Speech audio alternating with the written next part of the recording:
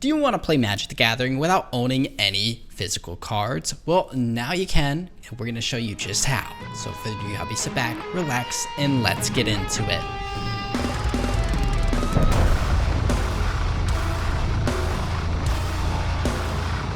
Welcome back, folks, and welcome back to the channel. Thank you for dropping by and your ongoing support. My name is Patrick, host of the EDH Brutality YouTube page, in which we upload Magic the Gathering content and analysis on Wednesdays and Sundays. We've got quite the helpful video for you all. Before we jump right into that, a quick and special thanks to patrons like you for making videos like this possible. Of course, if you'd like to show your support for the channel, you can head on over to our Patreon page, link down in the description below, or if you don't want to do that, a like and comment goes a long way. But with that, we can finally jump right into today's topic in how to play Magic without owning physical cards. A quick disclaimer though, the method I will be discussing today does involve having two monitors at your disposal, and although there are many different ways to do this, for the sake of time I will not be covering such unless I get enough requests down in the comment section below. So the first thing we wish to do is head on over to OBS Studio and simply click on the device you are using. In this case we are using Windows, so I'll simply click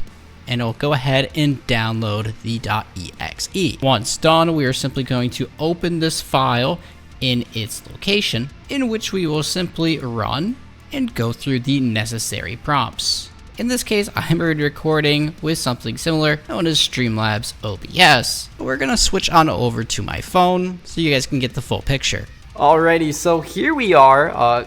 Ignore the audio quality difference. We are now on my phone. I'm simply going to hit retry, scroll down through all this nonsense. Feel free to read it if you'd like. We're going to select next, and then of course then we are going to select our destination folder. Once done, we're simply going to install, and it's simple that you are going to launch OBS Studio 32.1.2 or whichever version is currently out at the time of installation.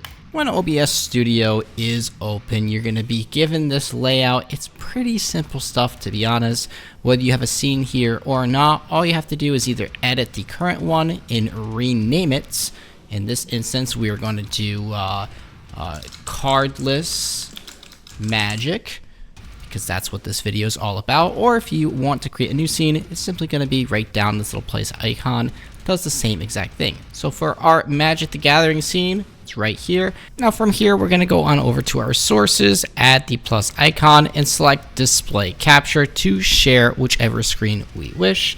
Select OK, and then of course select the monitor that we will be playing on. Once selected, we are going to select OK, in which you can now see my screen is displaying my Moxfield page. Now for those that don't know, Moxfield is a free deck building website in which you can explore all public decks of anything people have created, or perhaps you can use your own. In which for today's video, we're going to do just that. So once you've chosen a deck, you're going to go over to playtest, and you can see you have a few cards within your hand. You have your library, your commander, your life, and everything else you may need to simply play the game.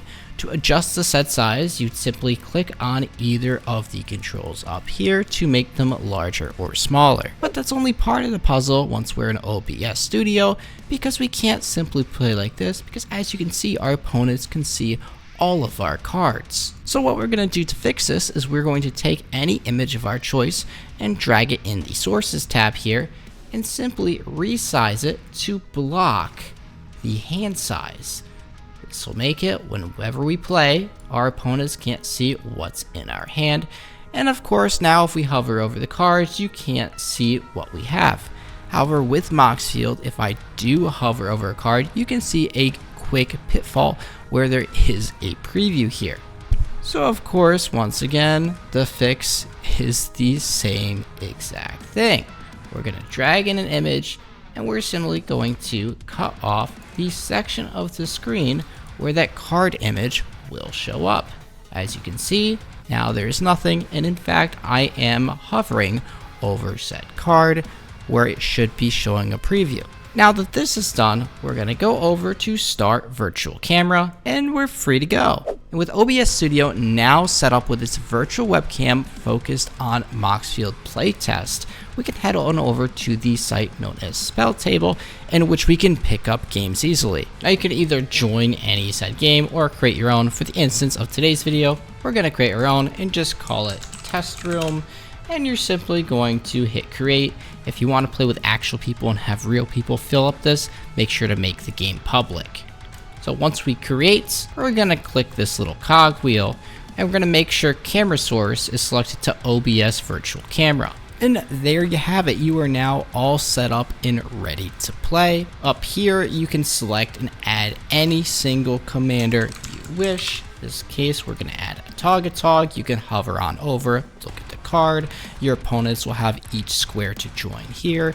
You have all your game options such as coin flips, settings here. You can even change the view of the room. And of course, let's say you are playing your cards and we are over on our actual spell table and someone doesn't understand what a card is. They simply click on it and there you have it. You can scan the card for all to see. Now back on the phone over here, the reason why I said this is a method for 2 monitors, as you can see, we have a very clean area of play here in which really nothing gets in our way and we can do the deeds we need to create our game actions and just have a good game.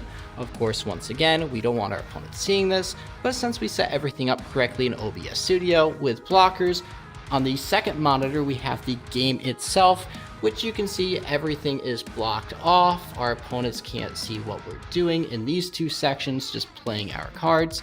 And of course, if we have other opponents, they have their cameras or their own Moxfield streams in this real estate.